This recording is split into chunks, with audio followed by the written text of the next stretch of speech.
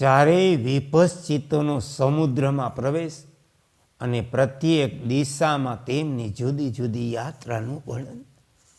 શ્રી વશિષ્ઠજી કહે, રામ, તત્પશ્ચાત પ્રાતકાળે મુખ્ય મંત્રીઓના નાક એવા છતાં તે ચારેય વિપશ્ચિત જબરજસ્તી નીતિશાસ્ત્ર પ્રમાણે પૃથ્વીના રાજ્ય વિભાગ તેના શાસનની સારી રીતે પૂરી વ્યવસ્થા કરી દિશાઓના અંતના દર્શનની ઉત્કંઠ ઈચ્છાથી આતુર થઈ ગયા. જાણે તેમના શરીરમાં કોઈ ગ્રહનો આવેશ થઈ ગયો. તે સમયે તેમનો બધો પરિવાર કરુણાજનક રુદન કરી રહ્યો.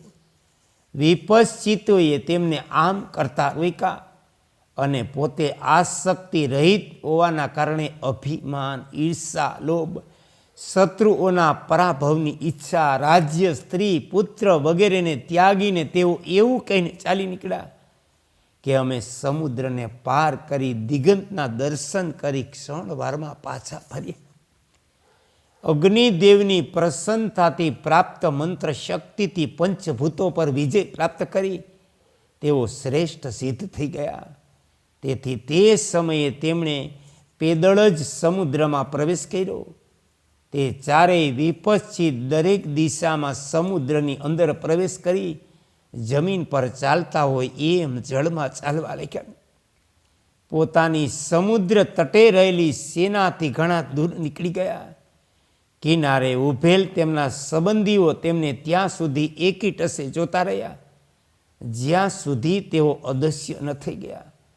જો કે તેમને ચંચળ ગજ રાજો જેવી ઉપર આવી રહેલી તરંગો સાથે ટકરાવવું પડતું હતું.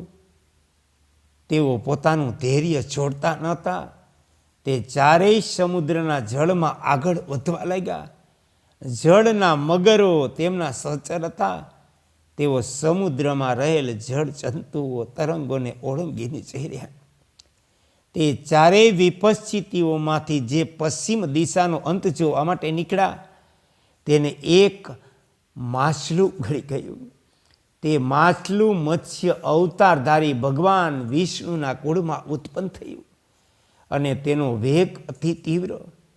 તે માછલા માટે તે રાજાને પચાવવાનું કામ કઠણ હતું. તેથી ક્ષીરસાગરમાં જઈને તેણે તેને ઓકી નાખ્યો. ત્યારે તે ક્ષીરસાગરને ઓળંગીને દૂર દિગંતમાં ચાલ્યો ગયો. દક્ષિણ દિશાનો અંત જોવા માટે નીકળેલો વિપશ્ચિત જ્યારે ઇક્ષુરસના સમુદ્રમાં પહોંચ્યો ત્યારે તેના તટે આવેલા યક્ષનગરમાં નિવાસ કરનારી એક યક્ષિણીએ તેને જોયો, જે વશીકરણ વિદ્યામાં બહુ નિપુણ હતી. જોઈને પોતાની વિદ્યાના બળે આકૃષ્ટ કરીને તેને પોતાનો પ્રેમી બનાવ્યો. પૂર્વ દિશાની અંતિમ સીમા જોવા માટે આગળ વધેલો વિપશ્ચિતી જ્યારે ગંગાના મુખ સુધી પહોંચ્યો ત્યારે તેણે એક મગર પર આક્રમણ કર્યું જે તેને ગળી જવા તૈયાર હતો. તેણે તે મગરને ગંગાજીમાં ખેંચીને ચીરી નાખ્યો. ત્યારે ગંગાએ વિપશ્ચિતને પાછો વાળીને કાન્ય કુબ્જ નગરમાં છોડી દીધો. ઉત્તર દિશાનો અંત જોવા માટે ગયેલા વિપશ્ચિતને ઉત્તર કુરુ દેશમાં શ્રી ઉમા મહેશ્વરની આરાધના કરીને અણિમા વગેરે સિદ્ધિઓને પ્રાપ્ત કરી.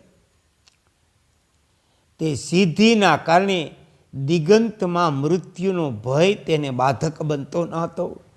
રસ્તામાં કેટલાય મગર જલ આથી તેને ગળી જતા ઓકી કાઢતા. સિદ્ધિના પ્રભાવથી તેના શરીરને કોઈ ક્ષતિ ન થઈ. તે અનેક દીપાંતરો કુલ પર્વતોને ઓળંગતો રહીને આગળ વધી ગયો. પશ્ચિમ દિશામાં ગયેલા વિપશ્ચિતને જેની અંગ કાંતિ દર્ભ જેવી હતી તે કુશદ્વીપમાં પક્ષીરાજ ગરુડે પોતાની પીઠ ઉપર બેસાડી લીધો. બહુ વેગપૂર્વક અનેક સમુદ્રને પાર પહોંચાડી દીધો. પૂર્વ દિશાવાળો વિપશ્ચિત કાન્ય કુબ્જ દેશમાંથી જ્યારે કુંચ દ્વીપમાં એક પર્વત પર ગયો ત્યારે ત્યાં વનમાં રહેનારો કોઈ રાક્ષસ એને ગળી ગયો. પરંતુ તે રાજાએ તે રાક્ષસના આંતરડા કાપી તેના વક્ષ તને ચીરી નાખ્યો. દક્ષિણ દિશા તરફ ગયેલો વિપચ્છિત દક્ષના શાપથી ક્ષણવારમાં યક્ષ થઈ ગયો. 100 વર્ષ પછી શાક દીપમાં તેને તે શાપથી મુક્તિ મળી. ઉત્તર દિશાનો યાત્રી વિપશ્ચિત નાની મોટી નદી નાળા સમુદ્રને અતિવેગથી ઓળંગીને સ્વાદિષ્ટ જળવાળા મહાસાગરને પેલે પાર સુપ્રસિદ્ધ સુવર્ણમય ભૂમિમાં જઈ પહોંચ્યો. ત્યાં એક સિદ્ધના શાપથી તે શિલા બની ગયો. ત્યાર પછી 100 વર્ષ બાદ અગ્નિદેવની કૃપાથી તે સીધે વિપશ્ચિતને મુક્ત કર્યો. એનાથી એ બહુ પ્રસન્ન થયો. પૂર્વનો યાત્રી વિપશ્ચિત 8 વર્ષ સુધી નાળિયેરીના વૃક્ષોથી ભરેલ એક દેશના નિવાસીઓનો રાજા થઈ રહ્યો. તે બહુ ધર્માત્મા, તેથી તેને ત્યાં પોતાના પૂર્વજન્મની સ્મૃતિ થઈ. તે નાળિયેરના ફળોથી જીવન નિર્વાહ કરવા લાગ્યો. મેરુ પર્વતના ઉત્તરમાં એક કલ્પવૃક્ષનું વન હતું, જેમાં એક અપ્સરા સાથે તેણે 10 વર્ષ સુધી નિવાસ કર્યો.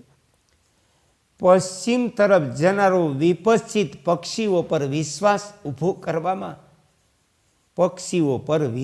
ઊભો કરાવવામાં તેમને વશ કરવાની વિદ્યાનો મર્મજ્ઞ હતો. તેથી પ્રથમ ગરુડે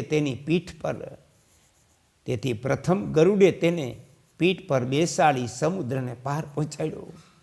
તે સાલમલી દ્વીપના સુવિખ્યાત સેમલના વૃક્ષ પર એક માદા પક્ષીના માળામાં તેની સાથે ક્રીડા કરતો રહીને અનેક વર્ષો સુધી રહ્યો. પછી કોમળ લતા વેલોથી અલંકૃત મંદરાચલ પર મંદાર વૃક્ષોના નિકુંજ ભવનમાં મંદરી નામની એક કિન્નરીએ વિપશ્ચિતની એક દિવસ સેવા કરી. ત્યાર પછી પૂર્વ દિશાના વિપશ્ચિતે ક્ષીરસાગરના કિનારા પાસેના વનમાં કલ્પવૃક્ષના વનોમાં નંદનવનની અપ્સરાઓ સાથે કામ આસક્ત થઈ 70 વર્ષ પસાર કર્યા. હે કૃષ્ણ, હે કૃષ્ણ, હે કૃષ્ણ.